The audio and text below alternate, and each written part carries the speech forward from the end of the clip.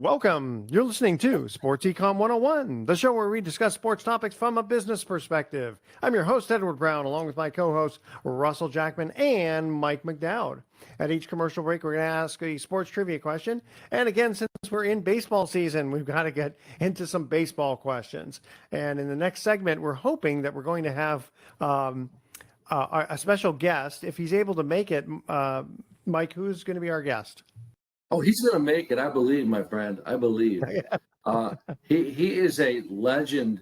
We really want the United States of America to know who this guy is. If you like college basketball, you may recognize his name, but he's kind of gone on to even bigger and better things in life. In the 1970s, our guest played for one of the top-ranked University of San Francisco Dons basketball teams. Bill Cartwright was the center. Winford Boynes, James Hardy, legendary teams in the 70s. His name is Marvin Deloatch. He's a graduate from Nevada High School. That is in Marin County, a suburb of San Francisco. And we're going to talk to Marvin. Yes, he played for the top-ranked Dons and hell of a basketball player, first and foremost. I mean, top notch. But interestingly enough, Marvin Deloatch is a funny guy, Edward. A funny guy, Russell. And so he's actually became a comedian, and I'll tell you how long he's been doing it for decades now.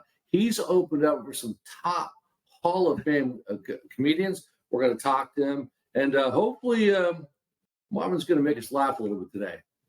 Oh, that would be awesome. You can always, in today's market, you can always use a good laugh. Also, hopefully we'll have time to talk about Klay Thompson going to the Mavericks. And I just want to make a quick note about that. You know, last year he just didn't seem, I guess it was the first time he was coming off the bench, he just didn't seem to be that interested. You know, he just didn't have the same fire in his belly. But I'm glad they got Buddy Hield. Buddy Hield seemed like I was hoping they were going to get him, and bingo, they did. All right. Stay with us. You're listening to Sports Econ 101. Don't touch that dial. We're going to be right back.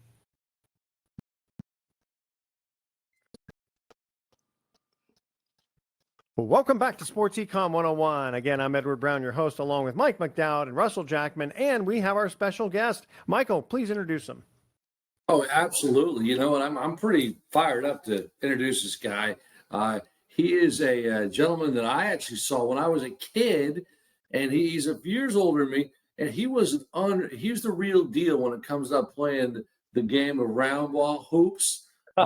His name is Marvin Deloatch. He's a graduate of Nevada High School in San Francisco Bay Area. It's a suburb of San Francisco. Marvin is the all-time leading scorer in Marin County Athletic League history. He averaged 25.5 points per game, 13.8 rebounds per game. He did that. He's a serious player. Now, on top of the fact that Marvin not only helped Nevada win a league championship, he was recruited all over the place as a top, really 75 player in the country, player in college. Had offers everywhere. He'll talk about that a little bit. But he was also inducted into the Marin County Athletic League Hall of Fame not too long ago. He's going to tell us about that story. But on top of being a terrific basketball player, his teammate was Bill Cartwright, for example, at USF, when those Don teams were ranked in the top 10 of the country. But as you move fast forward into today, 20 years earlier, Marvin decides to take a bold leap to become a professional comedian. He has opened up for some of the biggest names in comedy: Robin Williams, Dana Carvey, J.J. Walker, Mark Curry. Marvin is a funny guy. Marvin, welcome to Sports Econ 101. So, Marvin, first and foremost, would you just be damn funny today? Yeah. Oh man. Hey, by the way, I go by Marvin Deloatch Jr. now. By the way, I got to pay homage to my late father, Marvin Deloatch. Sweet. Yeah. So I've been going by Marvin Deloatch Jr. ever since he passed away. But yeah, man, thanks for having me here. Nice talking to you, Mike. And Mike, they didn't like me when I was growing up because I was the enemy. Well, I went to Carolina High, so yeah, there wasn't too much rivalry between our schools, but yeah, especially Drake though. Yeah, but after 40 years. after 40 years, they finally let me in the Hall of Fame. That's a shame, but I'm glad they did it. Actually, the way it happened, I'm glad it took 40 years. You know, God has a way of working things out. Isn't that something? Because I was heartbroken, man. I Yeah. was like, oh, how was it taking them so long? I was really upset. People were getting inducted before me, man. You know, like guys I used to dunk on all the time religiously. You know what I'm saying? And they were getting in the Hall of Fame. I was like, God, Lee, what's going on with me? What did I do? I did have a little bit of an Yeah, attitude. I mean, especially with the numbers he had, I don't know where they come up with, when they decide. Like, the star player when I was in high school was Stacey Bailey. Yeah, And Stacey's a good yeah, guy. so Yeah, he ended up playing with the Falcons. I mean, I got to think that he's got to be in there too. I believe so. Yeah, I think he is. Yeah. Yeah. Good. But Hey, Marvin, how tall are you? 6'6", without hair. We lost you for a second. How tall are you? 6'6" without my hair. Uh-oh. Oh no, I missed my hair, man. Okay. Yeah, Yeah, I still miss my hair, by the way. That's my, Gotcha. Is that on a good day, Marvin? Yes, Good day. Hey, I like being bald, man. You know, so I still keep my. Yeah, you guys don't understand, but Marvin Deloatch. Hey, Marvin, tell us, how big was your afro? I used to hide things in there. It was so big, I used to hide things in there. Mike was asking how big your afro was. And it's like, Yeah, I was telling him I used to hide things in there. It was so big. So In high school and college, you had this afro was about 2 feet. I had the biggest afro out there. I was the very star proud of it. basketball player when I was Yeah, they were listening at 6'8". At one time they were listening me at 6'8", and I was actually 6'6", but it's my hair. That's right. Yeah. Well, Pete Castro, He had a big for afro too. Daryl Linda, he had a big afro too. It wasn't big as mine though. I had the biggest. Right? Yeah, man, that's funny. biggest, man. Yeah, now I'm bald. Go ahead. So you went on to after after high school, you ended up playing for the USF Dons. Yeah, okay. Now, and Bill Cartwright, he played for the Bulls, right? Yes. Yeah. Okay. What got you into comedy? How did you do the switch?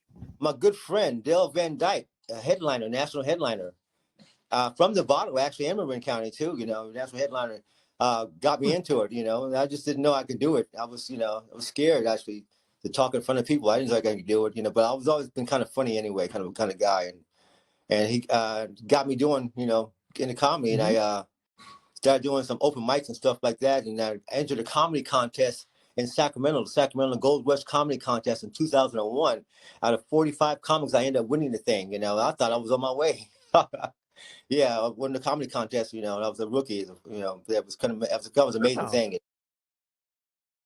Yeah, that's how I got into it. Pretty much. You know, I didn't think I could get paid for being funny. I was gonna say in 2001. I mean, that was Say it again. I didn't hear you. Yeah.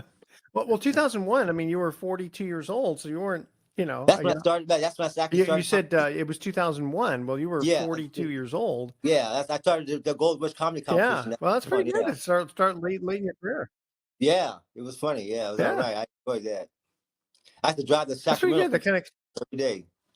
Yeah, that kind of shows everyone that you can have a second career, late in life. Yeah, I wish I had started a lot sooner, though. That's for sure. Hey, Marvin, I got to ask you a question about your basketball days. Can you put it in perspective to just how good and the type of pressure it was to play at a top? I don't think people around the country understand just how good the University of San Francisco was. Bill Russell was on that team, Casey Jones, Phil Smith. Those are the historical players on those USF Don teams. But what was it like to play for a pressure-packed program? Because it would be equivalent to almost playing for like Gonzaga today. Would that be an accurate assessment? And what was that like? What was that like? The USF was at the time was more popular than the Warriors, the Oakland Raiders at that time. I mean, when I used to go to the Warriors games and walk around and they used to. I heard my name yelled in the stands. I mean, the Oakland Raiders knew who we were. I didn't know who they were. That's how popular we were. We were more popular than the Warriors at that time and the Raiders.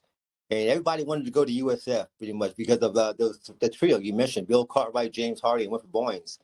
That was an amazing recruiting year that year, and it got to be 29-2 that one year they were recruiting me.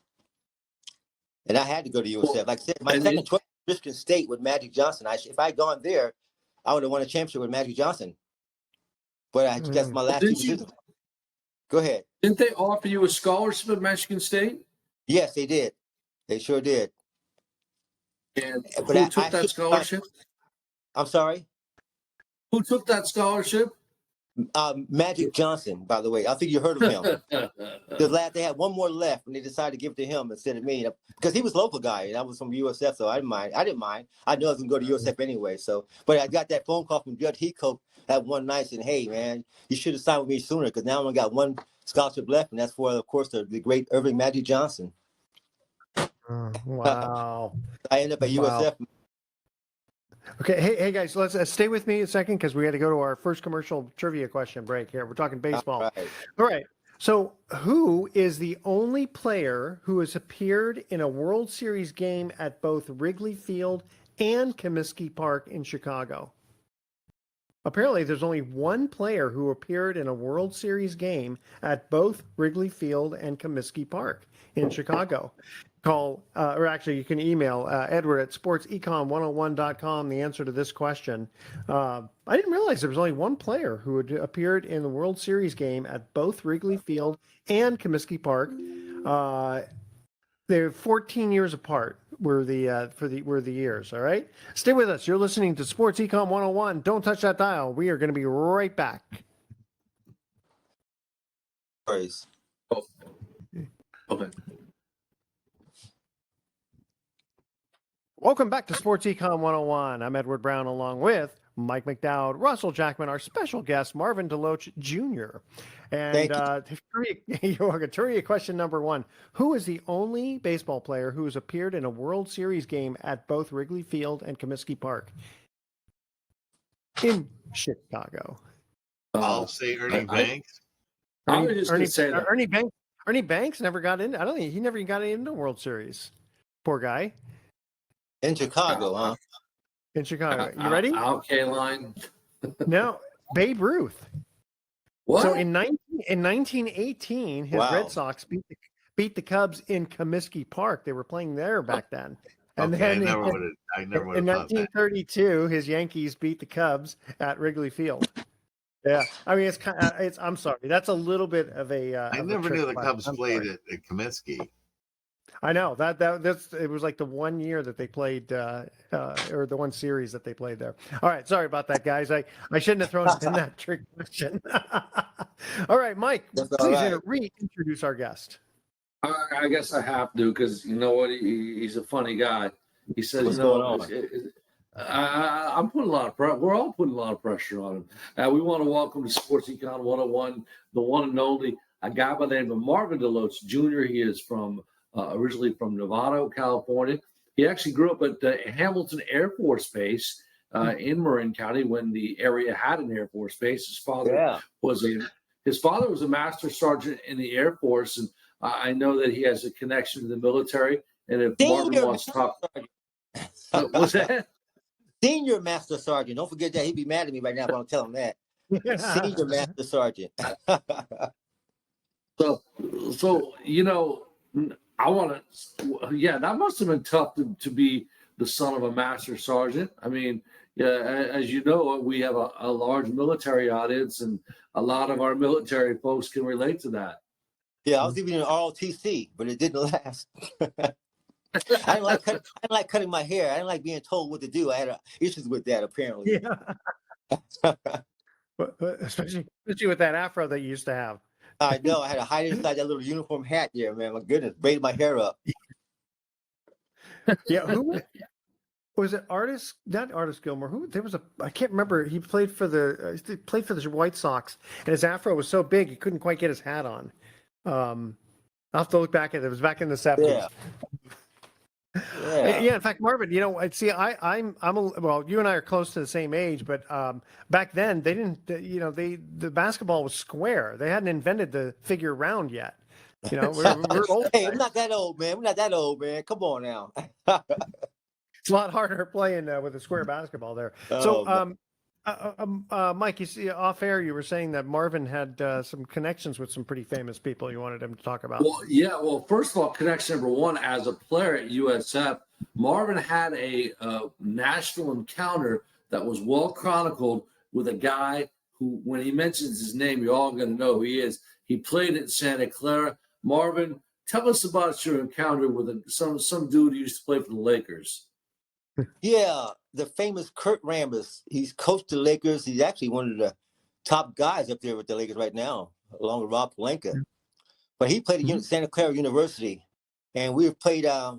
They were our rival, interstate rival. So it was Santa Clara was a Wednesday night game, and I was at USF. And Coach never calls me. I was like the sixth, seventh, or eighth man, but that game he had me the sixth man. He called me. The game had just started about 5 minutes, and I was surprised that he called me so soon. The game had just started. I wasn't even paying attention to the game. He said, "Marvin," and they called me. I guess he wants to go me in the game now. So I went in the game, and I was having my best game for some reason. I gave him the game right away. I got the ball immediately, short a jumper, shot a quick jumper, boom, made it. Next thing you know, went down, stole the ball, boom, slam dunk. That's 4 points within 2 minutes. Next thing you know, I stole the ball again, and this time I got fouled. So I was caught guarding Kurt Rambis. Then next thing you know, the third time I got another steal from Kurt Rambis. He didn't like it this time. He grabbed me and swung at me. Thank God he missed. I felt the whiff of his fist just go across my face. And all of a sudden, I don't know what happened, but I just, bam! I connected. I just looked up, one eye, and saw his glasses go off his face, and both benches erupted and everything like that, And so, and yeah, I was having my best game. And the thing about it, though, that was a Wednesday night game. We had to play them again the Friday night game in Santa Clara. And I had to have a little escort because I was getting some threats from the Santa Clara fans and stuff like that, calling the school for me after me. And so I had to get a little police escort to their place, in Santa Clara that Friday. We started playing them again, and it's time for me to go in the game. They were shooting a free throw at the time. And so I went right towards Kurt Rambis. And I was expecting him to fight me again. I had a little attitude, but he kind of shocked me when he been down there and patted me on the butt. I'm like, wait a minute, what's this guy patting me on the butt for? Like, no worries, like no harm, no foul. That's pretty cool. And the crowd just kind of relaxed after they did that. And I respected Kurt Rambis after that. But he patted me, I patted him. Man, so just doing that. So yeah, I don't have any hard feelings towards Kurt Rambis about it. Yeah, that's how it happened. But yeah, I hit him. I hit him pretty good too. Wow, the rules have changed a little bit since then, Yeah, they have, And Kurt's physical, man. He got some serious fights in the NBA. If you remember him, man, especially with those guys with the Celtics. My gosh, that's unbelievable. Now I know as you transition from. Yeah. Would you ask about the transition from basketball? You say? Yeah, that's what I was thinking about. Yeah. Hey, I know as you transition, Marvin, out of basketball, you encounter as a comedian, you've rubbed some elbows with some pretty big guys, especially that guy from the Chicago Bulls with number 23. Yeah, let me tell you about Mr. Michael Jordan. Yeah, I'll tell you about my encounter with Michael. This was before Michael was Michael, by the way. At USF, I had a party one night. Matter of fact, they gave me an apartment. I got tired of living on campus. I asked my coach to give me an apartment, so he gave me an apartment actually. And I used to have some really good parties, for the team. And one night they were having a McDonald's All-Star, the McDonald's Classic matter of fact, at Oakland Coliseum. And we were recruiting Michael Jordan and Sam Perkins. So Quentin Daly brought Sam Perkins and Michael Jordan to my party that night in the city. And I didn't know who these guys were. I just saw two strange guys into my party with Quentin Daly. I said, who's these guys? They weren't on the list. They said, these are new recruits here, man. I said, okay, cool. And I met Michael and met Sam, so it was pretty good talking to those guys at the time, but they were just shy kids in the back, looking around, looking like, like they were lost, so it was nice. So, but I didn't know that was Michael Jordan and Sam Perkins till years after that. And I remember Bart Bowers, a good friend of mine, matter of fact, who played at USF, who was our enforcer. He's the one who reminded me. He said, by the way, do you remember Michael Jordan and Sam Perkins came to your party? I said, where was that? I said, what party? What are you talking about? Yeah, I said, you mean the party I had at USF? Said, yeah, that was Michael Jordan. Those two guys, man, those two strangers. That was Sam Perkins and Michael Jordan. I said, I'll be damned. Gee, Wow. had I known. Never know. Yeah, But really. yeah, I didn't know that at the time, you know. But yeah, they were more excited to see me than I was to see them, you know. Yeah. Was there any Hey, let beer me ask, drinking going on? Sorry again. really quick. Let me interrupt for a Was there second. any I just want beer to ask. drinking going on? You know, I Well, was yeah, gonna say something like that. Yeah, there was some beer drinking stuff like that back in the private room back there, you know. But I would say Michael Jordan didn't do anything.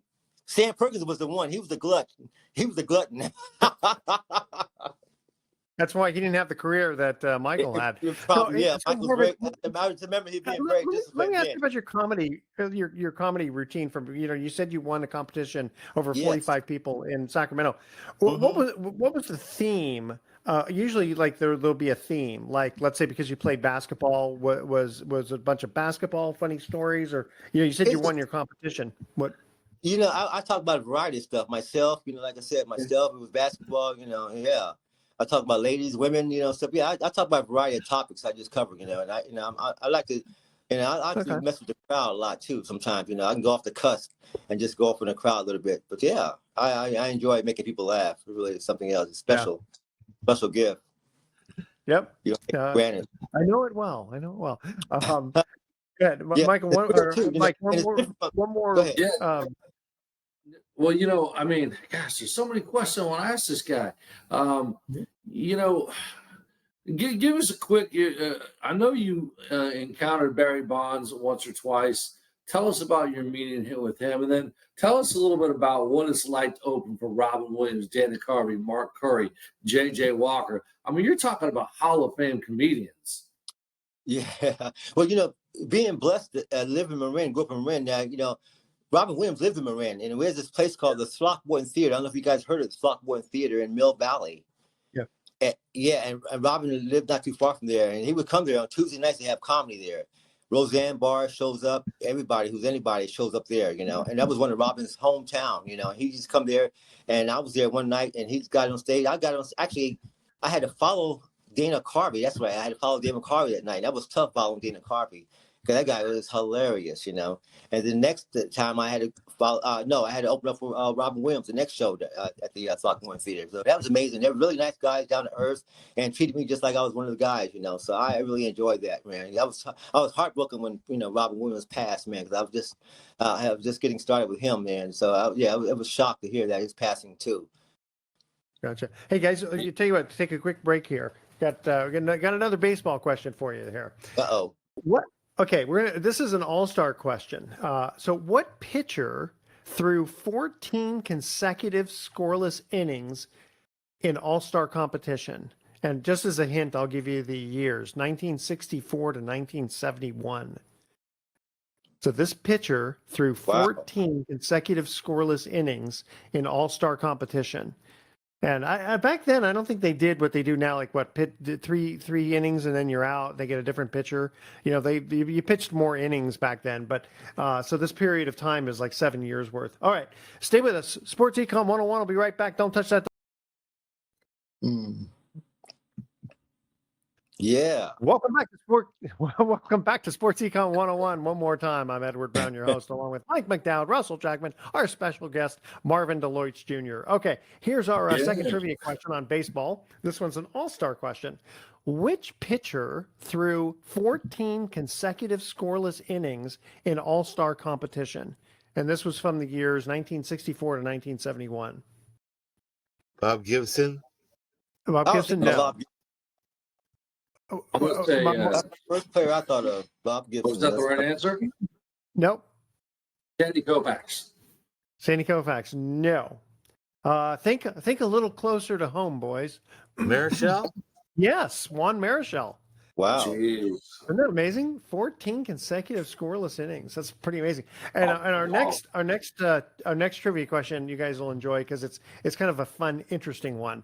But Mike, go ahead, reintroduce our guest so the audience knows who our special guest is today. Yeah, I definitely want the entire country and the planet to know about this gentleman. His name is Marvin Deloatch Jr. He's a legendary basketball player from the San Francisco Bay Area. He was even inducted into the Marin County Athletic League Hall of Fame. He played for one of the best basketball programs in the entire nation before the program itself was actually imploded. That is the University of San Francisco. That's a whole other story. But at one point, the USF Dons were as good as you get. And Marvin Deloatch was a teammate of Bill Cartwright, Winford Boynes, James Hardy. Besides his basketball playing days, he has moved on and really kind of a similar, maybe an equal parallel. You go from being a top tier athlete to a top tier comedian. It's not a simple transition whatsoever. It's very difficult. And you got it, Marvin. First of all, congratulations, because that's a big, bold move. It's not easy to be funny, is it? No, I'll bet it's harder being a comedian than it is a basketball player. It sure it's is. more nerve-wracking. Yeah, because at least you got your teammates to celebrate your winnings with you and your losses with you. But when you do it there by yourself, when you're up there all by your lonesome self, and you just got people just staring at you, just focus on you, you know. And I'm 6'6", and you know, I kind of got their attention before I even get on, you know, before I walk on the stage there, you know. People always looking curious about me, you know. So yeah, and it just comes out. But that, it's like I say, I feed up the audience a lot, you know. I feed up the people a lot. That's one thing I like to do. So it's natural. It is natural. This is different from talking in a Zoom in front of a phone here on a computer. Let me ask you. Let me ask you for. What was that? Yeah. So let me ask you from a basketball situation. So you played USF Dons. You had a really good team. You did really well. Was there? Were you going to go to the next level, or what happened? I did. I tried. Did you not want to go to the NBA? Well, I did want to go to the NBA very much so, but it's kind of a sad story. When I had signed a contract to play overseas to go to play in Venezuela. And 2 weeks I was training, and 2 weeks before I went up supposed to go over there, I had got injured, and a little serious injury. I kind of did a flip and landed on my stomach, and I ended up losing one of my, believe it or not, testicles of all things. Golly, I have to mention that. But yeah, oh, man. yeah. Yeah, and it was a freak incident, you know what I'm saying? I was surprised that, you know, that I woke up and I was one less testicle short after visiting the hospital. But couldn't believe that, you know, and that kind of derailed me for a minute there, you know. So yeah, got kind of sidetracked. And that kind of, you know. You can still play basketball with one less testicle, but at the time, it was the mental thing that really kind of messed with me. I mean, I was really kind of, you know, I didn't think I was gonna have kids again. I'm like, why? You know, like, God, why me? It was like, to me, it was like one of the most devastating things that happened in my life, you know. But I didn't think, you know, I could have more kids that in hindsight, you know. But yeah, at the time, it kind of bothered me. Sure. And they were, you know, people would tease me. They used to call me One Nut Wonder. One Nut Wonder. Oh my goodness, Almond Joy was. Russell, did you want to ask Marvin any questions? I'm sorry. Go ahead, Mike. Yeah, no, go ahead, Mike. Oh, I'm sorry. Yeah. Hey, I know you still two think questions. Hey, talk a little about your.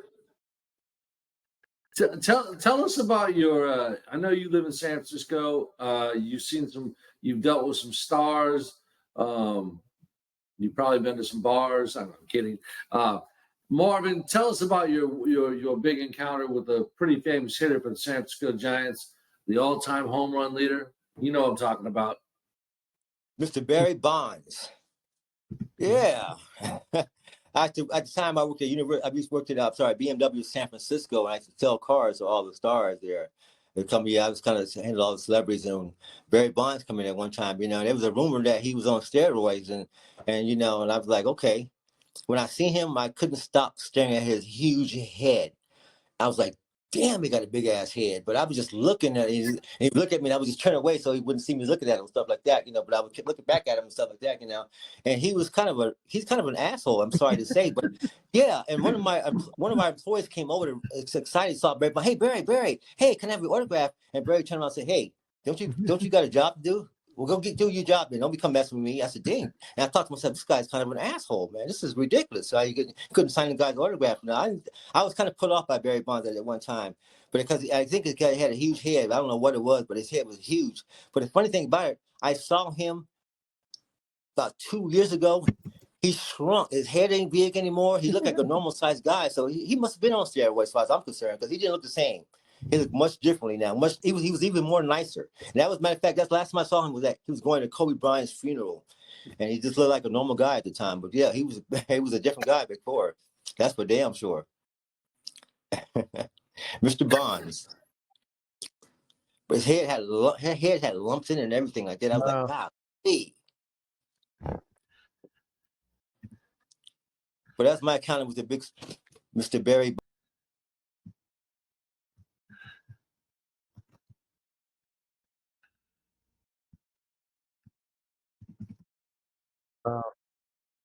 And just so you know, we do have FCC regulations, so we do have to watch our language a little bit.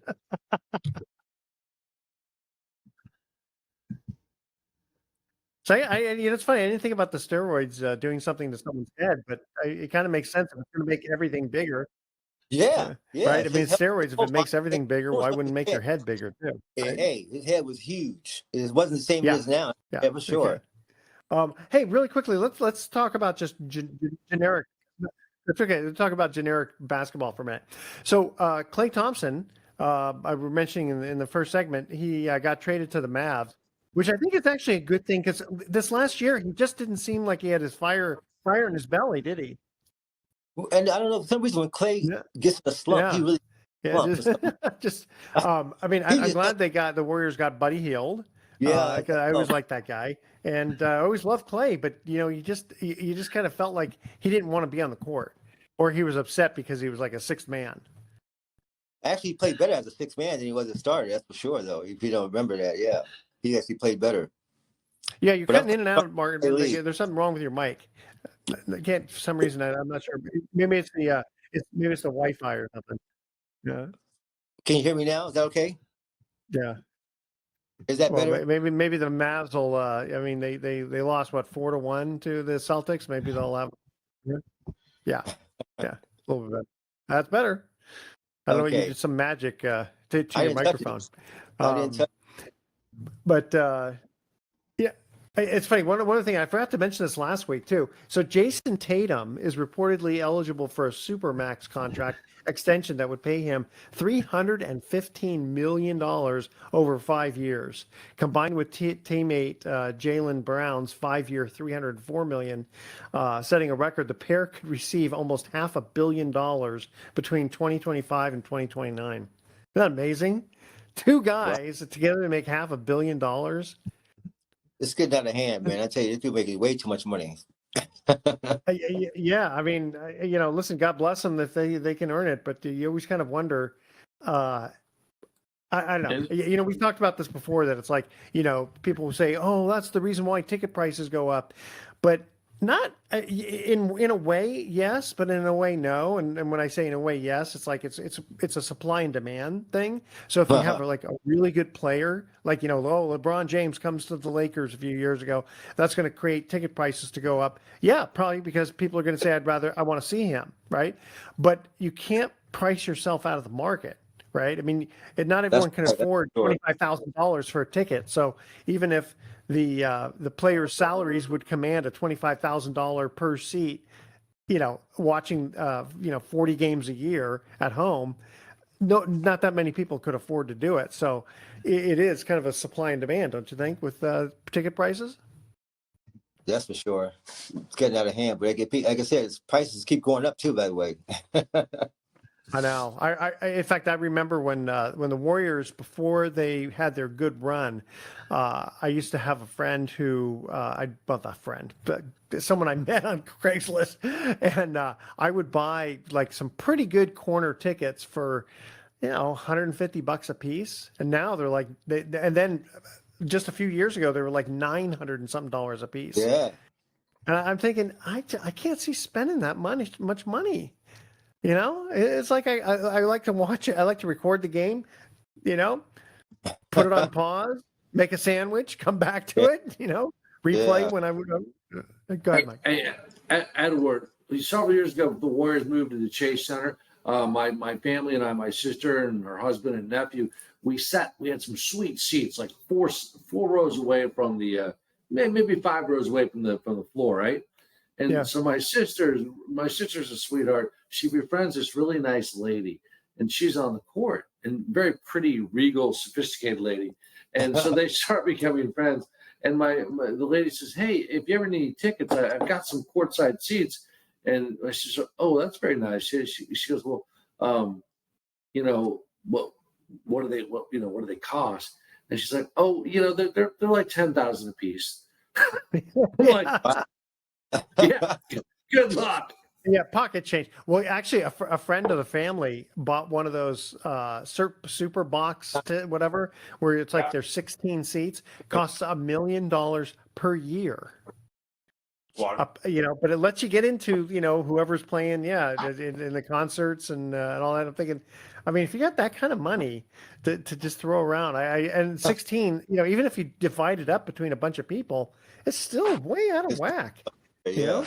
Okay, guys, you ready for our third trivia question here? And by the way, Marvin, it's been a pleasure having you. And you got to stick around. Thank you. You got to go for our thoughts for the day, because that's where the comedy comes in. All right, here's our third trivia question. Talking baseball here. Of the sluggers who hit with more than 600 career home runs, who is the only one to never win an MVP award? All right, let me ask that trivia question again. Of the sluggers with more than 600 career home runs, who is the only one to never win an MVP award? And Sadahara does not count, because he didn't play in the in Major League Baseball. That's an interesting question, isn't it? Yeah, it is. Wow. Wow. So we're not talking Hall of Fame. We're just talking who has never won an MVP award, who's had at least 600 career home runs. All right. Stay with us. You're listening to Sports Econ 101. Don't touch that dial. We're going to be right back with some closing comments.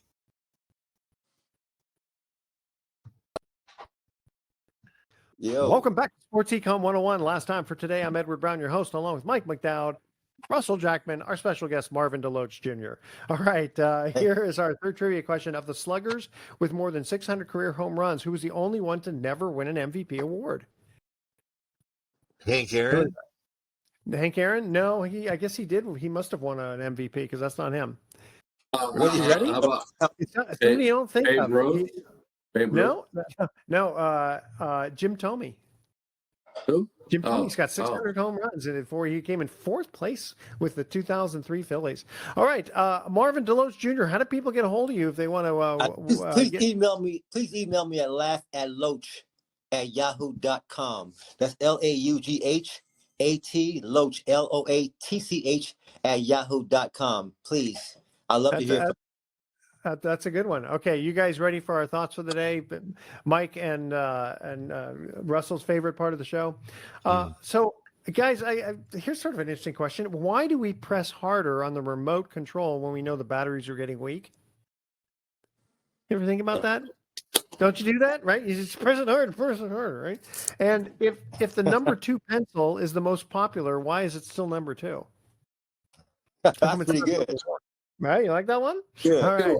Good one. All right, audience, tune in next week to Sports Econ 101. We're going to be discussing sports topics from a business perspective and asking more sports trivia questions. Thanks for listening. On behalf of our team, I'm your host, Edward Brown. We'll see you next week.